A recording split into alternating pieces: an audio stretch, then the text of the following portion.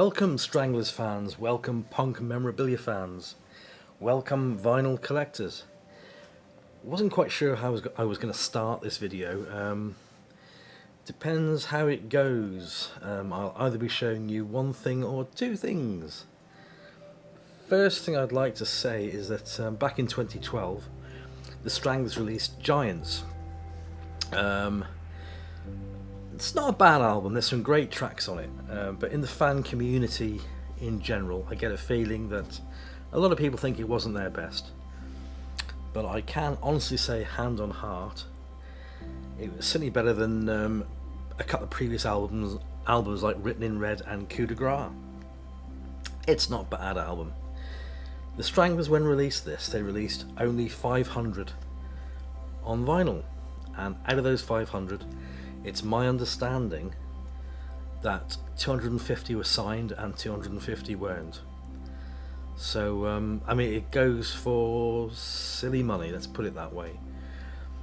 It came to light that a record shop called Tubeway Records was selling a signed copy for £500.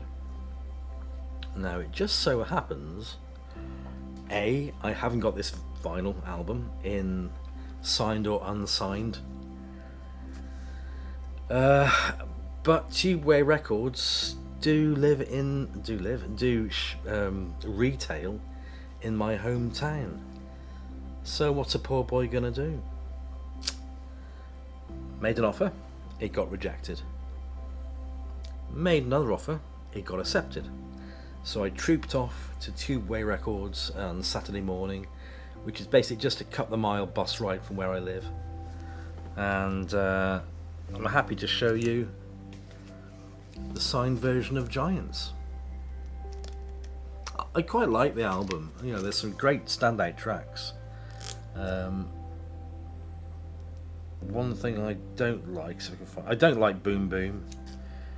I think 15 Steps, no. Adios Tango, nope. But I do like stuff like Mercury Rising. I do like Lowlands. Time Was Once on My Side, I like. My Fickle Resolve, I like. Freedom Is Insane, I like. Giants, the track itself, I like. Yeah, it's not bad. It's a mixed album, but I like it. And the fact is that I've got, I mean, if there's 250 copies signed, 250 copies unsigned, what are you going to go for if you've got the choice? You're going to go for the signed one, aren't you? So we have Jet Black signed down there, Dave Greenfield,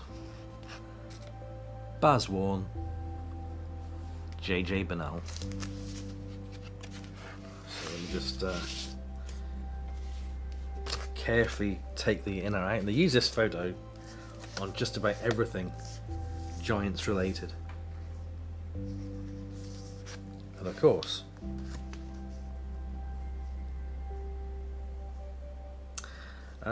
some Stranglers fans think that this record was banned because of those images and the front cover images, but that's a load of poppycock. It's hard to find because they just didn't press many copies.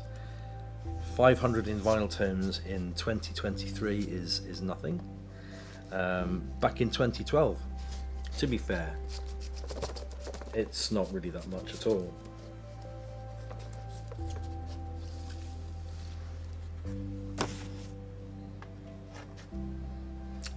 Side one, Jet on his ventilator mask, which in later years he did rely on a fair bit, I understand. So yeah, I'm quite pleased to finally add this to my collection. I think I'm going to keep on pressing on because it's only just past the 4.5 minute stage. Let me slip this back in carefully. That's it. Right, I will show you the second thing, which I wasn't sure whether I was going to show you at all, to be honest. But there are differences compared to the original, and that's point number one. And point number two is it completes my Coursegood vinyl collection. I've got the lot now, thank goodness. and it is CGLP number 2, No More Heroes, number 33332. Now this was packed very, very well. Let me gently take the album out. Heavier than the original release, certainly. Label is very, very, very, very near what the original label was. I'll just try and do this without dropping the flipping thing. As you can see, it's just got a CGLP2 designation now. Side 1, side 2. So I thought, well, no, I won't really even bother showing this. That's the back. But what changed my mind?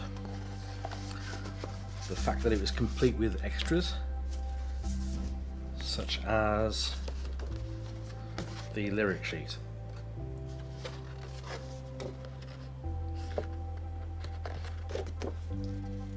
Well, it's a very heavy card. Side 1.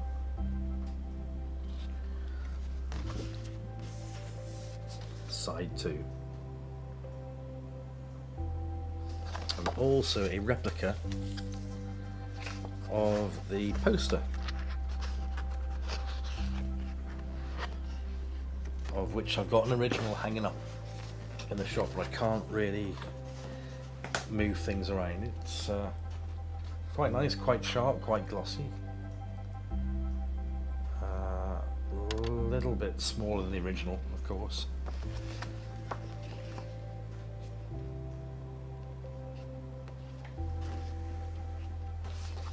And there we go. Let me just carefully put these back.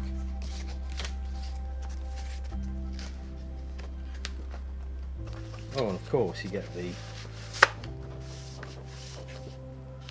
inner, as was.